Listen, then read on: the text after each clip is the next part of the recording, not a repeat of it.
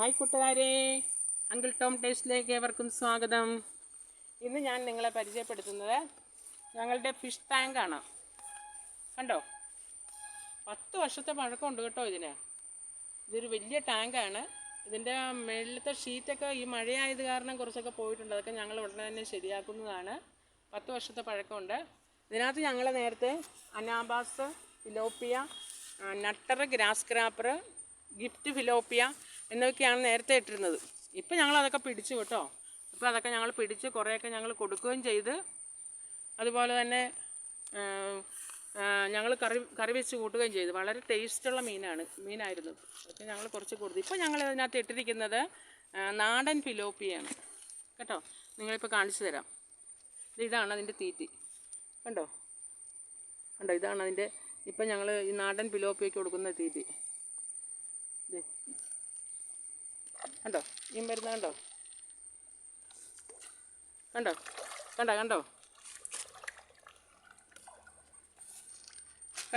മീൻ വരുന്ന കണ്ടോ.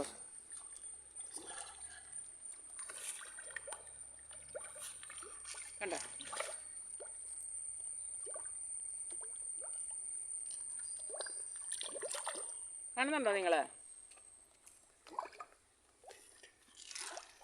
തീറ്റിട്ട് കൊടുക്കുമ്പോൾ അത് വരും. കണ്ടോ, ഇതിനകത്ത് ഒത്തിരി ഉണ്ട്. ഇത് നാടൻ ഫിലോപ്പിയാണ്. കണ്ടോ, അത് ഇങ്ങനെ പെരുകിക്കൊണ്ടിരിക്കും. അതിനകത്ത് കുറച്ച് വലുതുണ്ട്, അത് ഇങ്ങനെ പെറ്റ് പെരുകിക്കൊണ്ടിരിക്കും. എപ്പോഴും മീനുണ്ടാകും, പക്ഷേ നമ്മൾക്ക് അത് വലുതും ചെറുതും ഒക്കെ ആയിരിക്കും. ഞങ്ങൾ കുറച്ചൊക്കെ എടുത്ത് ഇടയ്ക്ക് ഞങ്ങൾ കുറച്ചൊക്കെ എടുത്ത് കറി വയ്ക്കാനൊക്കെ പിടിച്ചെടുക്കും. കണ്ടോ, നിങ്ങൾ കാണുന്നുണ്ടോ? അപ്പം ഞങ്ങളിനി ഉദ്ദേശിക്കുന്നത് ഈ ടാങ്കിൻ്റെ നെറ്റിട്ട് രണ്ടായിട്ട് തിരിക്കും. എന്നിട്ട് ഒരു സൈഡിൽ വരാൽ, മറ്റേ സൈഡിൽ നാടൻ ഫിലോപ്പിയ.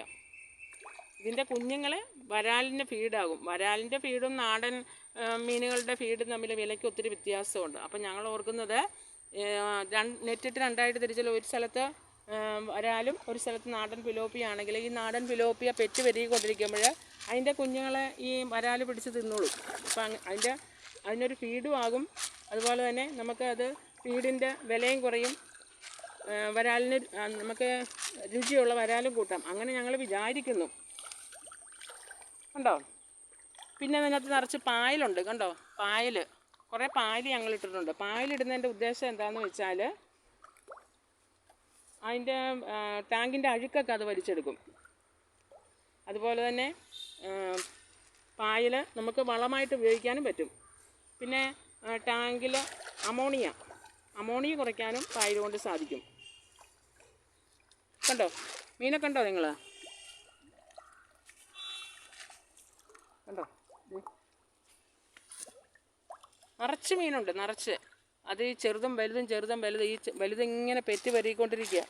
അപ്പോൾ അതുകൊണ്ട് നിറച്ച് മീനുണ്ട്. ഇപ്പോഴത്തെ മഴയായത് കാരണം വെള്ളം ഒത്തിരി ഉണ്ട്. ഇതിനകത്ത് ഇറങ്ങി പിടിക്കാനായിട്ട് ഇപ്പോൾ പാടായിരിക്കും. ഞങ്ങൾ രണ്ടുപേരും കൂടിയാണ് പിടിക്കുന്നത്. ടോയ്ച്ചന് വെള്ളം മാക്സിമം പറ്റിച്ചിട്ട് ടോയ്ച്ചന് ടാങ്കിൽ ഇറങ്ങും, കൈവല കൊണ്ട് മീൻ പിടിക്കും, പുറത്തേക്കിടും. ഞാനത് കളക്ട് ചെയ്യും. ഞങ്ങൾ അങ്ങനെയാണ് ചെയ്യുന്നത്. കണ്ടോ,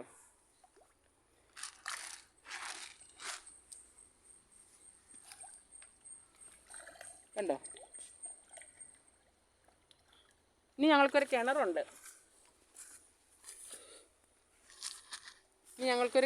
കിണർ കാണിച്ചു തരാവേ.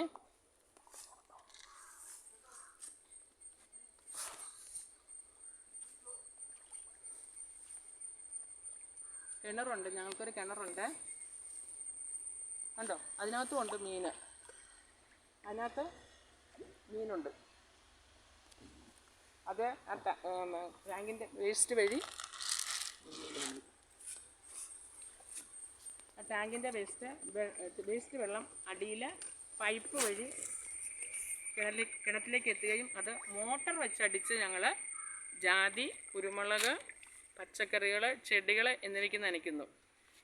ഇതിൽ തെങ്ങിനും ചെടികൾക്കൊക്കെ ഇതിൻ്റെ വെള്ളം നല്ലതാണ്. ഇതിൻ്റെ വേസ്റ്റിൻ്റെ വെള്ളം നല്ലതാണ് കേട്ടോ. ഇനി ഞങ്ങളൊരു മിനി കമ്പവല ഞങ്ങൾ സെറ്റ് ചെയ്തിട്ടുണ്ട്.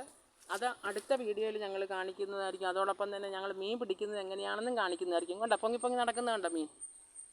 കണ്ടോ കണ്ടോ, നിങ്ങൾ കാണുന്നില്ലേ പൊങ്ങി പൊങ്ങി പൊങ്ങി നടക്കുന്നത്? ഈ കിണറിലും ഉണ്ട്, കിണറ്റിലും മീനുണ്ട്. അത് വെള്ളം ഒത്തിരി ആയത് കാരണം അത് കാണാൻ പറ്റും. അത് കാരി, അനാബാസ് ഒക്കെ ഉണ്ട്. ഓക്കെ, ഞങ്ങളുടെ വീഡിയോ ഇഷ്ടമായാൽ നിങ്ങൾ സബ്സ്ക്രൈബ് ചെയ്യുക. ഇനി ഞങ്ങൾ ലൈക്ക് ചെയ്യുക, ഷെയർ ചെയ്യുക. അടുത്ത വീഡിയോയുമായിട്ട് ഞങ്ങൾ ഉടനെ വരുന്നതാണ്. ഇനി അതിന് കൊടുക്കുന്ന തീറ്റ, അതുപോലെ കമ്പവല, അതുപോലെ മീൻപിടുത്തം എല്ലാം ഞങ്ങൾ അടുത്ത വീഡിയോയിൽ കാണിക്കുന്നതാണ്. ഓക്കെ.